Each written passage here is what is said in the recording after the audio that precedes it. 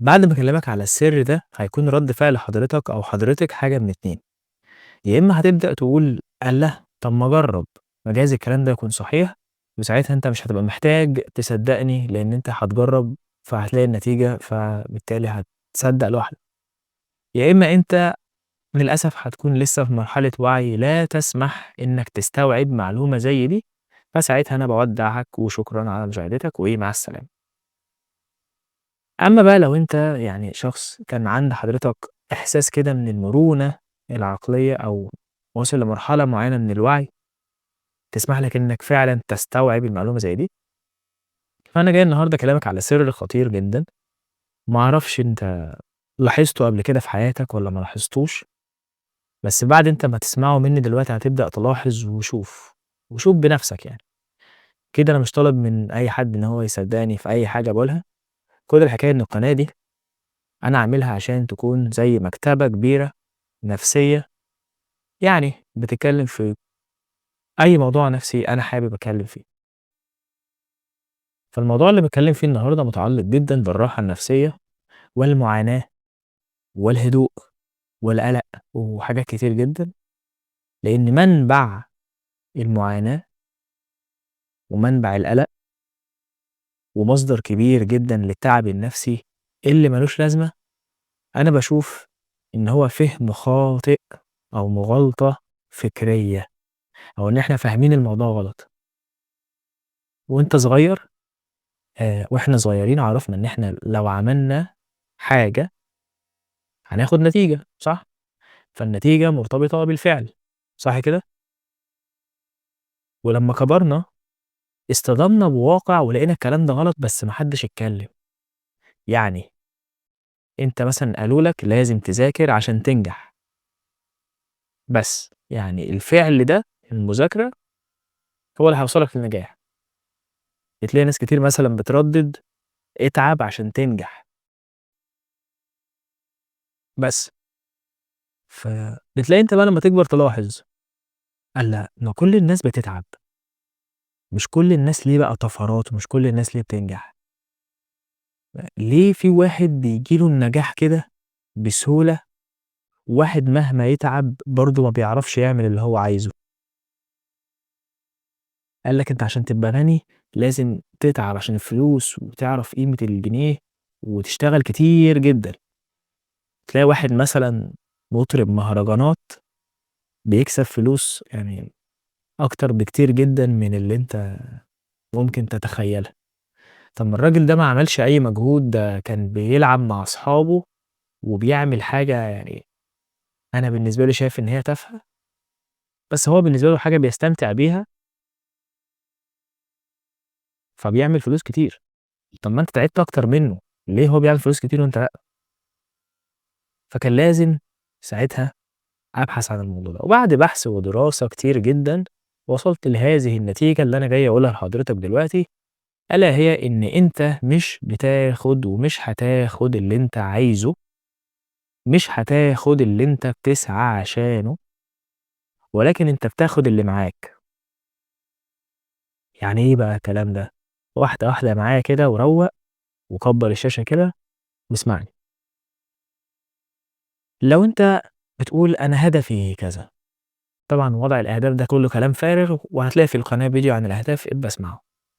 لو أنت قُلت أنا هدفي كذا، وليكن مثلًا أنا عايز أكون ناجح في شغلي وأكون رايق ويكون علاقاتي مع الناس حلوة، علاقتي بشريك حياتي جميلة، أنت بتتمنى لنفسك أكيد كل حاجة حلوة، صح؟ أكيد أنت في الشغل بتلاحظ إن في ناس مهما بتتعب ما بتلاقيش، يعني مثلًا لو جينا مثال مثلًا في الكورة وكرة القدم، ليه في حاجة اسمها محمد صلاح وليه في حاجة اسمها عمرو زكي مثلًا وميدو؟ يعني ليه في حاجة اسمها مثلًا تريزيجيه وحاجة اسمها مثلًا أحمد مصطفى زيزو؟ ليه في ناس بتعمل نفس الشغلانة، ده بيتعب جدًا، ده بيتعب جدًا، ولكن واحد فيهم بيوصل لمرحلة جامدة جدًا، جدًا، جدًا والتاني لأ. الفرق في إيه؟ أكيد الفرق مش في التعب صح؟ لإن كله بيتعب، الفرق مش في المجهود وهو ده اللي أنا حابب أوصّله لك. أنا دي أهم معلومة، أنا كان نفسي أتعلم المعلومة دي وأنا صغير، بس برضه يعني تعتبر اتعلمتها وأنا صغير برضه لسه مش عجوز يعني. الفكرة مش في المجهود، ولكن إيه، أنا باشوف إن الفكرة إن أنت بتاخد الحاجة لمّا بتفترض إن هي كده already معاك، وبتعيش حياتك عادي. يعني مثلًا على سبيل المثال لو هتتكلم عن محمد صلاح، هتعرف إن محمد صلاح وهو في المقاولين كان حاطط في دماغه هدف وبتاع إن هو بيلعب في دوريات عظيمة وبتاع، بس هل هو بقى اعتمد على مجهوده، والّا لو تسمعوا في لقاء مع لميس الحديدي محمد صلاح كان بيقول إن في حاجة اسمها قانون الجذب وبتاع، وهو فاهم كل الكلام اللي أنا باقوله ده، وكان بيشرح إن هو أنت لمّا تكون نِفْسك في حاجة، خلّي عقليتك ورَد فعلك متناسب مع الحاجة اللي في خيالك دي. يعني أنا كواحد محترف ينفع أكون بالعب في المقاولين وباتمرّن ساعتين بس في اليوم أو 3 ساعات زيي زي زمايلي؟ لأ، هتعرف إن محمد صلاح كان بيتدرّب قبل وبعد التمرين، وكان بيتدرّب تدريب اللي هو أنا عايز أبقى أحسن لاعب في مصر، أنا مش عايز أبقى أحسن لاعب في مصر، هو كان عايز يبقى أحسن لاعب في العالم، فكان بيحسّن نَفْسه في الحاجات اللي تخلّيه أحسن لاعب في العالم. يعني هو already محمد صلاح كان هو نَفْس البني آدم من جوّه ساعة ما كان بيلعب في المقاولين، اللي هو أنا عايز ما فيش حاجة اسمها إن حد يقطع منّي كورة، ما فيش حاجة اسمها إن أنا ما أعرفش أرقّص حد. ما فيش حاجة اسمها إن أنا أكون جاي من المنطقة دي وما أعرفش أجيب جون، فأنا كلاعب شُفت هو معتقد إيه، أنا كلاعب أحسن لاعب في العالم، حاسس كده، اسمع، حاسس كده، فبالتالي الإحساس ده بيخلّيني أعمل حاجات وأعمل رَد فعل متناسب مع الإحساس ده. لكن خلّيني أسأل حضرتك، لو أنت بتقول أنا عاوز كذا، هل إحساسك وأفعالك متناسبين أو في تناغم مع الحاجة دي؟ يعني أنت بتقول لي والله يا نادر أنا تعبت من كتر ما أنا محتاج ماديًا، وهدفي لو أنا عايز يبقى ليّا هدف هاكون عايز الوفرة المالية، يكون معايا بزيادة، كل موقف ييجي لي ما الاقيش نفسي محتاج فلوس، لأ يكون معايا وزيادة، أعملها إزاي دي؟ مش بالفعل بقى، هنا الفعل مش هو اللي هيوصّلك للحالة دي، ولكن اسأل نفس حضرتك، لو أنت أو أنتِ already حاسس أو عندك وفرة مالية، هتتصرّف بالطريقة اللي أنت بتتصرّف بيها؟ يعني أنت كام قرار أخدته بناءً على إن أنت محتاج؟ كام مرّة قُلت في دماغك أعمل إيه؟ ما غصبٍ عني لازم أعمل كده، ما أنا محتاج. فمهمًا كان اللي أنت بتعمله عقلك بيستنى وبيشوف، وأنا هنا باتكلم على العقل اللاواعي اللي أنت ما لكش دعوة بيه، العقل اللاواعي ده اللي هو بيجيب لك كل حاجة في حياتك، والظروف اللي في حياتك بتتحدد أو بتتشكل على حسب شكله هو. أنت مثلًا لو في شغلانة أنت مش حاببها وحابب حاجة تانية، أيًا كان say مثلًا موسيقى. فممكن عقلك أنت تفكّر تقول إيه، لا يا عم أنا هاكمّل في الشغلانة اللي أنا مش حاببها دي، وهابعد عن العزف والموسيقى لإن دي حاجة مش مضمونة، ما أنا ممكن ما انجحش فيها أو كده. فلحظة اختيارك للشغلانة مخّك بيشوفك، عقلك اللاواعي بيشوف الاختيار اللي أنت خدته، أنا اخترت الوظيفة الآمنة لإني محتاج الشغل ده أو محتاج المبلغ ده، بس كده. مش ده اللي أنت اخترت على أساسه؟ هو أنت لو كان عندك وفرة مالية كنت اخترت الاختيار ده؟ يبقى مخّك بيشوف أو عقلك الباطن بيشوف طالما أنت أخدت القرار ده فأنت محتاج، يبقى أنت إيه وضعيتك دلوقتي؟ أنا محتاج، فمهما كان الفعل اللي أنت هتعمله تعبت ما تعبتش هتفضل محتاج.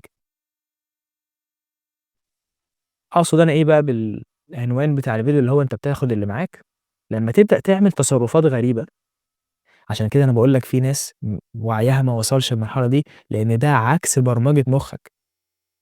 أنت هتعمل حاجات مش منطقية، ما هو أنا باقول لك أهو، ما هو عشان كده ما فيش حاجة اسمها اللي عمله محمد صلاح ده كتير يعملوه، لإنه عمل حاجات كتير أنت لو مكانه ما كنتش هتعملها، عمل حاجات كتير مش منطقية. هو في واحد بعد ما راح مثلًا خلاص وصل لتشيلسي، خلاص، من أعظم أندية العالم، قعد على الدكة وما كانش بينزل، ولمّا كان بينزل ما كانش بيلعب طبعًا بنفس المستوى اللي بيلعب فيه دلوقتي، كان على قدّه، يبقى منطقيًا أنت مش كويس كفاية، فلمّا تمشي من النادي القرار المنطقي اللي هو أرجع بلدي وألعب في أي نادي هناك، صح؟ لإن أنا مش ماشي هناك، أنا مش عارف أجاري، لكن هو عمل حاجة مش منطقية، اللي هو لأ أنا أحسن لاعب في العالم، لو أحسن لاعب في العالم هيعمل إيه؟ هيروح أي نادي تاني برّه ويلعب عادي، يعني بيستمتع. فلاحظ إن بعد تشيلسي محمد صلاح راح فيورنتينا الإيطالي، يعني دوري أقل بفريق أقل بكتير جدًا. منطقيًا هو كده بالنسبة له بعيد خالص عن أحسن لاعب في العالم، ده بيلعب في نادي مغمور في إيطاليا، ومش حتى مش من أعظم 10 نوادي في إيطاليا يعني، مين ده عشان يبقى أحسن واحد في العالم؟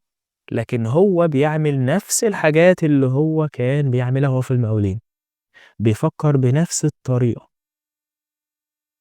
يعني أنا كأحسن لاعب في العالم أنا باعمل كذا، ولمّا تسمعه بيتكلم هتلاقيه بيقول لك الفرق في العقلية، حتى إحنا قعدنا نتريق عليه أو المصريين للأسف اتريقوا عليه لمّا قال كلمة الmentality بتاعتنا رايحة في داهية. قُلنا له: "إزاي تقول كده وبتاع، أنت بتتنِّك علينا." وحاجات زي كده. فهي دي الفكرة، إن أنا بافصل نَفْسي عن الظروف أو بافصل نَفْسي عن الواقع، خلّي بالك دي صعبة لإنها مش منطقية، أنت كده بتعمل حاجة عكس المنطقي، عكس اللي جسمك حابب يعملها. يعني إيه يا نادر أنا أكون معييش فلوس أو محتاج وما أكونش حاسس باحتياج، هي دي بقى الفكرة، هي دي شطارتك.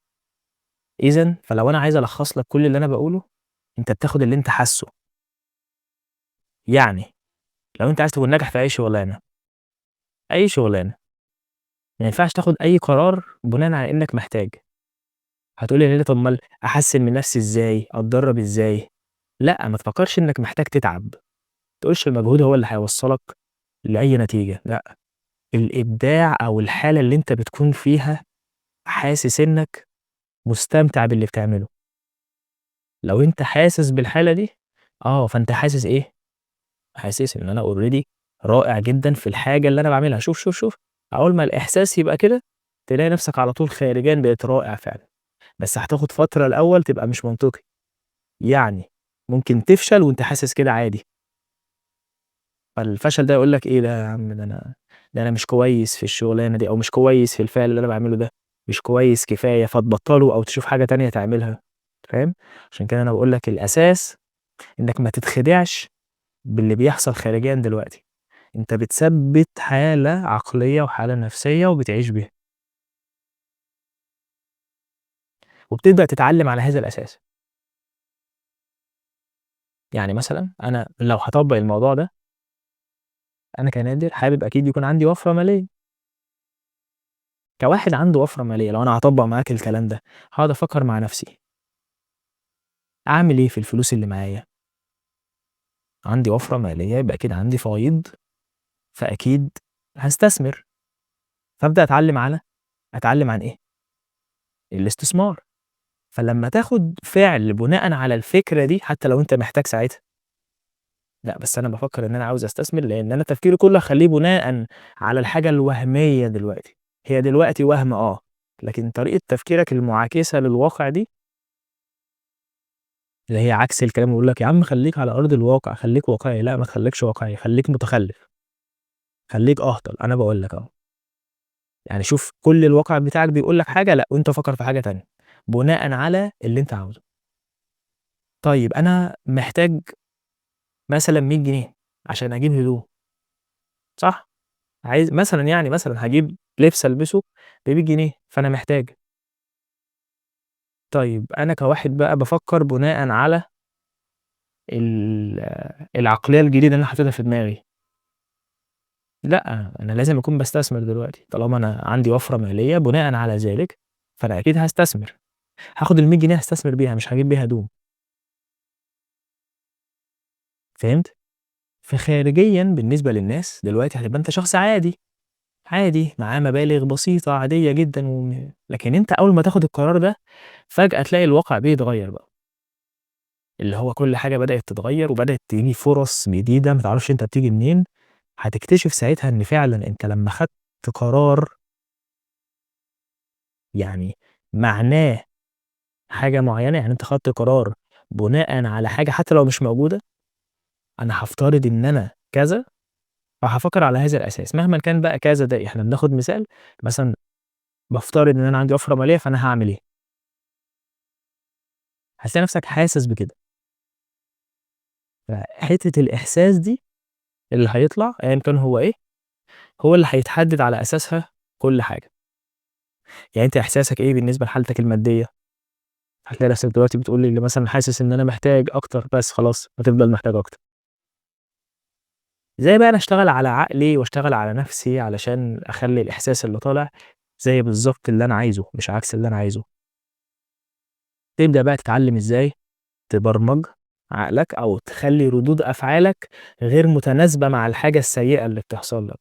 يعني أنا لو احتجت فلوس ما ينفعش أكون حاسس إني محتاج فلوس، دي صعبة، دي صعبة، عشان كده لازم تكون ساعتها مركّز أوي على حاجة معاك، إحساس اللي طالع يكون إحساس من الوفرة، أنت حاطط تفكيرك في حاجة معاك وسايب الحاجة اللي أنت محتاجها دي.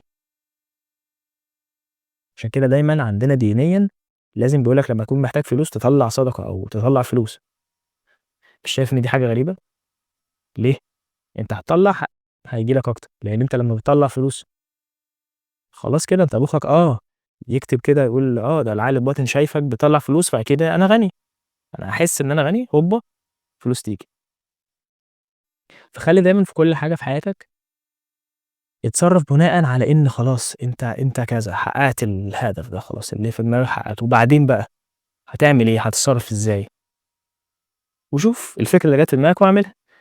طبعًا هتخاف تعملها، عشان كده مش كل الناس بتعملها، بس أول ما تلاقي نفْسك أول ما تلاقي نفْسك عملتها حتى وأنت خايف، سِبت الشغل ده مثلًا ودوّرت بقى على الحاجة اللي أنت عندك شغف بيها، لو قدرت تتخطى العقبة دي، بس خلاص، ساعتها أنت مش محتاج حاجة، ما عندكش حاجة تخسرها، هتلاقي نفْسك دايمًا بتفكّر في الإبداع وبتفكّر في إزاي تكون بتعمل الحاجة اللي أنت حاببها ديّة لوحدك، بتعملها بأحسن شكل، من هنا تحس بإيه، رضا، والرضا هيجيب ظروف أحسن وأحسن، بس ده مش كفاية، يعني أنت لو فضلت تركّز على الحاجات اللي برّه هتتوه، الحاجات اللي برّه أقصد بيها الأشياء المادية، الأشياء، الحياة أكبر من كده، أكبر من إن أنا عايز حاجات حلوة ومش عايز حاجات وحشة، أكبر من إن أنا عايز أنجح ومش عايز أفشل، بالتالي خلّي دايمًا يكون في توازن ما بين الأشياء الخارجية اللي تحصل عليه اللي ما تحصلش عليه، والحالة النفسية الدايمة من الاتزان والسلام الداخلي والسعادة الدايمة، عشان تعرف تحقق التوازن ده. استناك في الفيديو اللي هناك، أنا نادر رجب وأشوفك على خير وسعادة.